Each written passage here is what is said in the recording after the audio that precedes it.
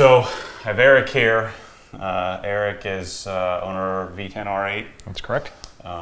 Which I love Audi paint. Audis in general, I think, have the best paint. They tend to have the least amount of orange peel, least amount of issues from the factory. Super hard, super thick, super high quality clear coat. The disadvantage is that we have to, you have to bring a sledgehammer in order to get any kind of scratches out because that clear coat's so hard. So what we're going to do is we're going to go through this whole process. You guys have seen this before, but we're going to do step 1 through 80, and I'm going to take Eric through it. So if Eric has no experience with detailing, I wouldn't be surprised if after we go through this, he never wants to do it again. It's like a freaking bazillion degrees right now. I'm sweating. It's we're going hot. to get outside as soon as possible. I have fans, but we can't run the fans when we're doing the video. So what we'll start with is the wheels, right? And so just to cue you in on some of the products that we'll be using, this is pretty simple. This is Adam's wheel cleaner. This has an iron removal agent in it as well. You'll see it turn purple, so it'll react with the metal that's in your pads. You probably have ceramic/iron pads, right? Because you have steel brakes. And so this will react with a little bit of dirt that's on your wheels. They're pretty clean out there. I was just looking at them, but nothing special about this. It's just a wheel cleaner, So the idea is we'll spray it on, let it sit there for a minute, and we'll use various tools. I have all these different cool tools that we'll use to get into the barrels. This is called the Microfiber Madness Incredibrush. Believe it or not, this is microfiber, and I thought for years that this would never hold up to wheels. I haven't washed it. This is probably a year old now, and it's still, it doesn't look beautiful, but you would think that doing wheels, dirty wheels, that this would be destroyed in a couple of applications. This sucker's like $60, for this thing, but it does surprisingly hold up well, and it's super gentle on your wheels. We have other various brushes this we'll use to get up in the wheel wells. Right? This is called an easy detail brush, and then we also have an easy detail brush small, so big and small depending on what we need to do. A lot of times I'll use this because your calipers are so big, right? There's not a lot of room behind that part, and so a lot of times these brushes can get in there when this can't, right? And then what we'll do is, this is a lambskin mitt that I import from the UK, which you just put your hand on. It's good for getting in all the cracks and areas. I'll show you that process. And then our tire brush. Believe it or not, this $5 tire brush is one of my favorite tools because your car's lower, right? Low profile tires, a lot of wheel brushes with these big bulky things, and you end up hitting, not wheel brush, but tire brush. You end up hitting the edge of the wheel, right? Or you bang the fender, and so this is small enough that we can get in there and get that clean. And we'll use, this is Adam's rubber and tire cleaner. So this is what we'll do for the wheel process. So let's knock those out. I always do wheels first, because they take the longest. So if you think about this logically, if we were to clean the car and then we go around and we do the wheels, then the paint's drying, getting water spots. We end up with issues on the paint if we don't. Let's get the wheels done first. They're down lower, they're more shaded. It's just, to me, just in the process, it makes a lot more sense. The wheel bucket is more just to keep all this crap in than anything. Some people like to use wheel soaps and fill this up with soap and water. I don't, because it gets messy. So I like to just hold on to I'll show you. I hold on to my sprayer and just kind of spray off the tool, clean, spray, rather than dunking it in a bucket and getting the bucket all nasty. That's just been my process over the years. So let's go out the car and get rolling. Excellent. So Eric was just asking me about, why, he's always been taught you do the wheels last. That would be fine if you didn't care about the wheels. We have these beautiful wheels, these huge brakes, these great, massive calipers. So we care what the wheels and tires look like. So we want to take our time and get it done. And in the old days, you'd spray like a tire shine and walk away or something. That stuff doesn't really work. So if we were to wash the car first and then dry the car, then we may end up we end up with overspray from dealing with the wheels.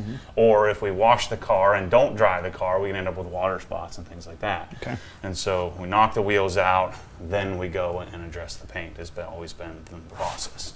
So let's get everything set up. When you're dealing with a pressure washer, one of the issues with pressure washer hoses, they're not very pliable. And so one of my claims to fame is this, the ability to swivel. Yep. So as I'm operating it, my hose doesn't get all bound up. Not everybody has a boom pole. So if you had your hose on the end of a, the pressure washer sitting over there, the pressure washer hoses they get all kinked up. And so having a swivel is something that I thought was so important.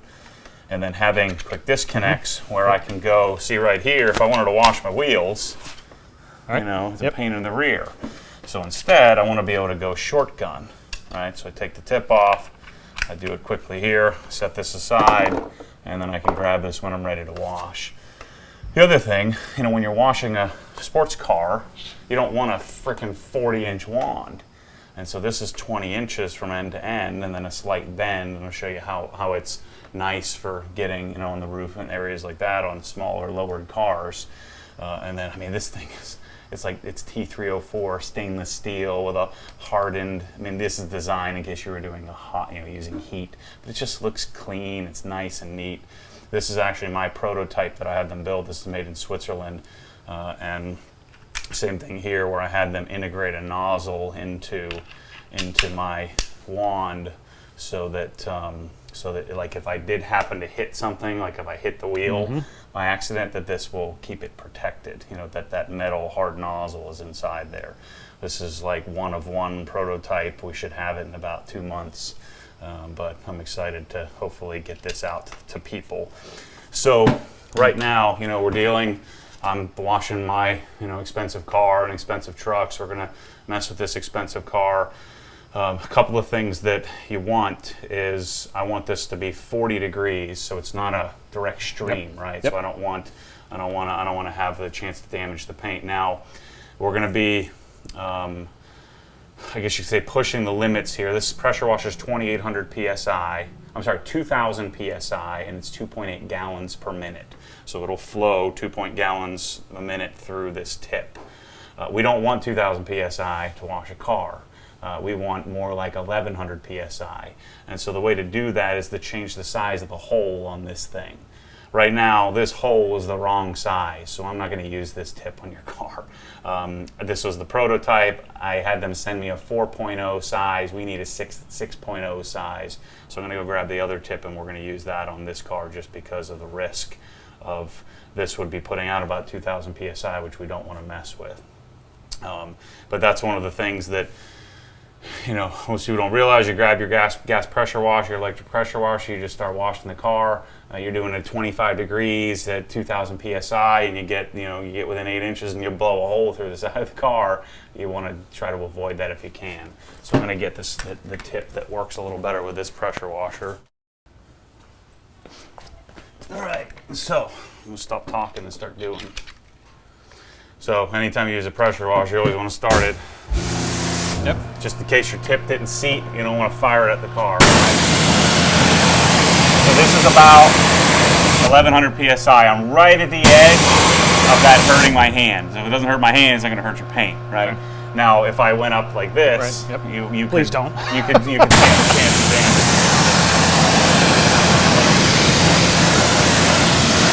The other nice thing about a pressure washer and all your cross-drilled rotors, we're blowing out all the dust. These cars, any car with big brakes tend to squeak. A lot of that's just your brake dust buildup. And so using a pressure washer is helpful because it will help get all that gunk out of there just with the air that we're flowing.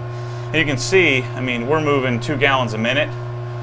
If you were to use your garden hose, we would have blown through 3 gallons there. We used a half a gallon, or a tenth of a gallon. So it's more efficient as well. So I do that. I take my wheel cleaner. Again, your wheels are pretty clean, so we might not see it turn purple. I don't really care about avoiding the rotor, but you see how it turns purple on the rotor there. You really can't clean the rotor, but you don't have to worry about avoiding it. But the idea behind this type of wheel cleaner is that it'll break down, like when you get the embedded pad material will kind of get embedded in the cracks there. We want to avoid, you can see it, turning purple down inside there. The purple is reacting with the iron that's in the, in whatever's in the pad. And so then I'm going to take my Incredibrush, go in, And if I do this every time, then I shouldn't have to worry about it building up. All right, so I get in the barrels as well as the face of the wheel, and then now you can see why you wouldn't want to do this after you wash the car, because it's going to take you 20 minutes to do your darn wheels. Most of the time it takes me longer to do the wheels than it does to do the rest of the car. But now we have a problem where this can't get all the way in, and so that's where I grab my easy detail, and a lot of times this can get yeah, see? There you go. So it's good to have various brushes, but I mean, we've got, between all the, you got $350 worth of stuff to clean your wheels.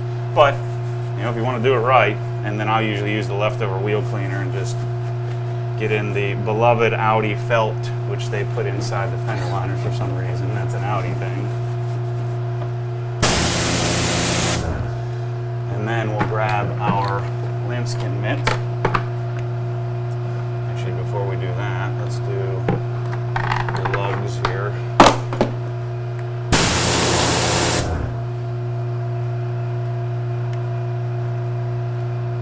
Here.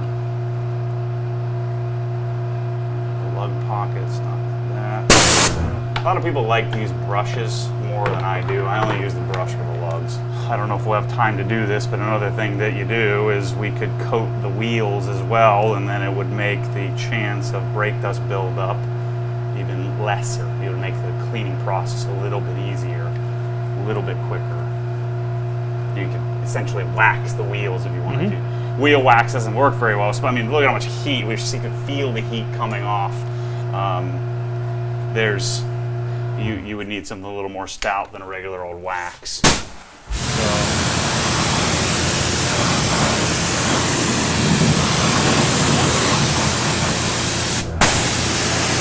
Wheels clean, tire, this is Adam's rubber and tire cleaner. You don't have to worry about it. If I did get it on the paint, it's okay. I mean, your wheels are painted too, so you don't have to worry about it that. It's amazing how much I'm learning in just 5 minutes. Well, you're looking at a lifetime of screwing around with stuff. So see what I'm saying? You know, this, I don't want to be scraping. I mean, it's not going to kill anything. It's not going to, you know, damage anything. But you don't want to have this huge brush to try to get these tiny little tires. You know.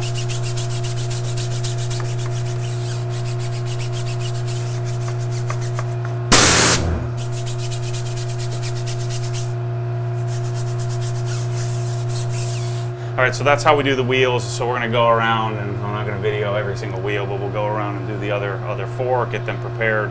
And then we'll come back and talk about Gtechniq. I just noticed as I was wiping the tire that there's like a silicone-based tire shine on here. You can tell because it's kind of, you can feel it. I don't know how to explain it, but it's kind of globby. Like that's the kind of stuff that flings. Probably something the dealership put on the tires. This is a tar and sap remover, so I use this just to kind of break that down. It won't remove all of it. This stuff is impenetrable. It's the stuff that turns like super brown, you know, if you don't put it on all the time. So we want to try to remove a good bit of that. And for a newbie like me, I guess all of this is paint safe, correct? Yeah. Okay. Yeah. Let's see, look. All right, yeah.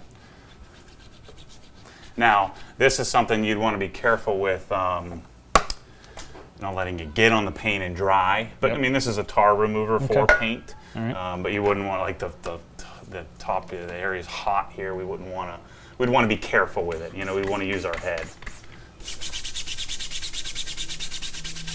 Yeah. See, look at that junk.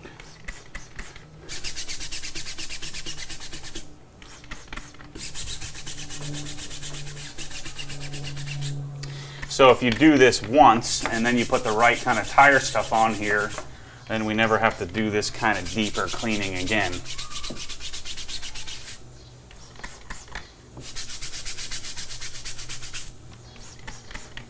And then these tires would be super easy to maintain. Just wipe it with some non-silicone based stuff every once in a while. You know, after every wash, it takes 2 seconds.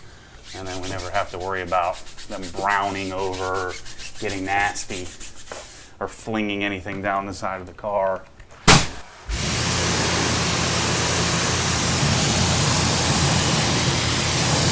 So now that I know we need to do that, we'll do that first before we clean the wheel.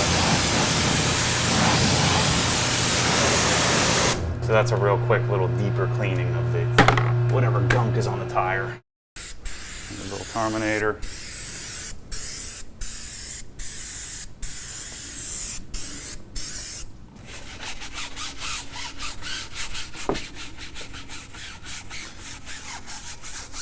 So I tend to, you know, you have your pressure washer thing handy in your other hand, right? So just kind of hit it, keep it, you know, keep it wet. Cause see how it's building up on the thing, you know. There's no right or wrong way to do any of this crap. We're just making it up, you know. But that's the way I do it anyway. I'll follow the instruction of the pros. Well, wannabe pro. You know, this is the first car. This will be the second car I've ever done outside of my own. I did my buddy's M3 and then this. I'm sure that your Porsche followers will be upset that I switched from Porsche GT3 to Audi. Yeah. So. Well, it's the natural thing. People get bored. You get bored of the 911. This is the natural second choice.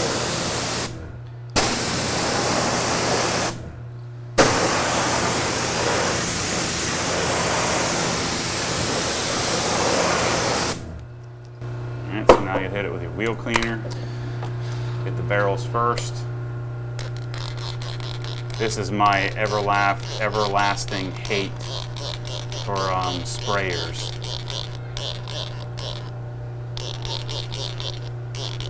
I don't know how much to put on, so I'm just learning. That's good. So with, you know, when, you know, for a lot of people, you know, like when I first started doing this, it was all about, you know, I need to conserve product, you know. But when you're driving an R8, you just spray it on there. You don't care about $5, you know. So you'll find that, let's say you took a, you know, you took a 2-hour spirited trip, or you hit the track or something. You're going to need to, you know, spray off that wand over and over and over again in between each, you know, each spoke. Everybody's always yelling at me because I'm very rarely cleaning super dirty cars. Well. So another little, which you're following here, another little tip is, you know, you never want to, you know, you don't want to throw your brushes and stuff on the ground, right? As clean as it is out here, you know, if we, that one's fine. Okay. But I mean, like you don't want to let the bristles and things like that hit the ground, because then obviously you'll pick up sand. I was going to say, you were about to see my guilty look. I didn't even see that there, but yeah, that makes even more sense. I'm not sure if this one was too big or not. Yeah, it probably is, but it gets the job done.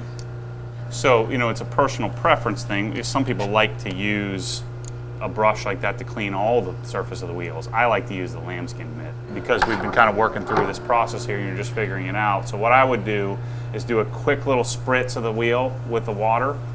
Okay. And from, you know, from 3 feet away, and then just to get it wet, I meant just do this. Got it. To get it wet, and then spray some more wheel cleaner on it. Just to keep it, you know, agitated. Just a little tip that I learned years ago that I just kind of, you know, if I had like a troubled spot. So back your thing up a little bit. And do this. This is how I do it. Got it. All right, because we already did the barrels and everything. So part of the reason why I like this wheel cleaner, there are some other wheel cleaners that may do even a little better job at breaking down brake dust, is there's a little bit of lubrication to this that other wheel cleaners don't have.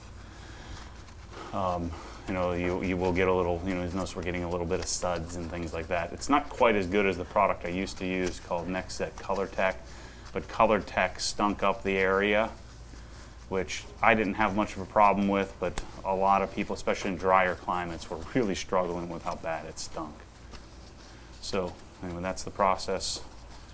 He'll do the next wheel, and then he'll have it 100% down, ready to do the Mormon wheel cleaning method. So I got this, like, Eric doesn't really know my story, but I got started doing these videos just sort of out of necessity about 4 years ago. You know, I've never detailed cars for a living. I've never been a professional. I've never made a penny, you know, doing anybody's car. I just did this as something that I was obsessed with. I was obsessed with my car and cleaning it. You know, I had an S2000 back in the early, you know, in the early 2000s. It was my first real sports car, and so I kind of grew up the Honda progression, right? So I had S2000s, and I had eventually an S4, and then went from the M3 to a 911 Carrera S and a 911 Carrera S with GT3. And about 4 years ago, I was running the market for Merrill Lynch. And I wigged out. I went crazy. Basically a 24/7 anxiety attack. You know, and I thought I was awesome. I thought I was the man. I was 31, 32 years old. I was making $500,000 a year. I'm the manager when I'm running the market. I have 250 clients, so I was just doing great. And I'd taken on the weight of all of that, I think. And eventually, just wigged out, right? And for no good reason, and I couldn't figure out what the heck was wrong with me. Like, you know, I'm an engineer by background. I'm like, why can't I just reason out of this? This is ridiculous. And so I lost 50 pounds and you couldn't eat, couldn't sleep. So it was like a 2 or 3 month period. Eventually Michelle got me in to see a psychiatrist, which I would have scoffed at. You know, what loser has to go to a psychiatrist? You know, and then the psychiatrist is like, look, you need to go to a psychologist. And the psychologist is like, bro, step one, you got to make some friends, right? Because I was doing everything on my own, all by myself, in my garage, testing products, playing with crap, just doing it all by myself in the pursuit of what was the next thing. What was the next thing I was going to get? What's the next car? And I would let that crush me. And I went crazy in August of 2014, and that's when I started making videos, just sharing whatever it is I was doing in my garage. I started actually journaling it on Renlist, you know, the Porsche forum, right, and M3 Post, the Bimmer forum, the BMW forum. And eventually the people started reading all my stuff. And it turned into people, you know, emailing me saying, what should I do for this, or what product should I use for that? And so I was just writing, I wasn't videoing. And then somebody said, well, you should make a video. It'd be a lot easier for us to see what the heck you're talking about here. And so that's when I set up my camera and made a really crappy, 2-hour-long video where I didn't edit it at all. It was just stream of conscious. And I got such a huge response, where other people were sharing, montages with EDM playing in the background and, and showing you the end result. I was showing people the whole deal from start to finish. I was doing this just for fun, and it started to grow, and it went from 5,000 to 10,000 to 20,000 to 50,000, and I met a young guy, Adam LZ, and he kind of took my channel to the next level by, getting. I went to roughly 100,000 subscribers because of collaboration with him, and all the while, I was dealing with, just referring people to Amazon for, hey, here's where you get this detail spray, or I would send them the link to wherever I got it from, and I started to develop a little bit of revenue from that. Eventually I left Merrill and went to Raymond James and took my practice there, and really I kind of culled my practice and went and dealt with only people who really bought in, because I had this on the side. I've become sort of this little mini public figure. And so now I left the financial business behind, and now all the products that I was using in my videos, I'm providing a solution for them. Because the biggest problem I had is I couldn't even send you, like, you would ask me, hey, where do I get this or that? And it was like a big chore to try to teach you where to buy it. Mm-hmm. And a lot of things you couldn't even buy. I would set up a business in order to get access to be able to buy a darn, the parts. Because a lot of this stuff is professional grade, and so it occurred to me that, well, why can't I provide the solution? These companies make these great products. They don't know how to tell anybody about them because they're so focused on development of the product. Right. Yep. And so I'm not developing the product. I'm just using the product. So why don't I offer people a solution?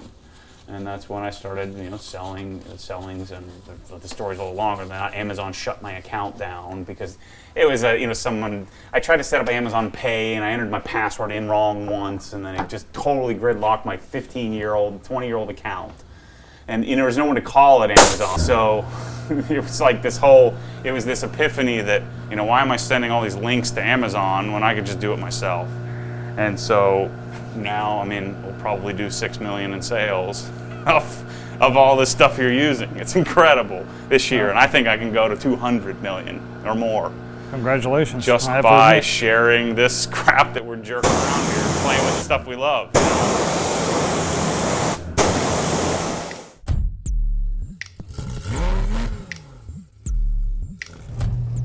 Because what happens when the force pulls you back, your foot naturally comes off the gas. You have to keep your foot to the floor.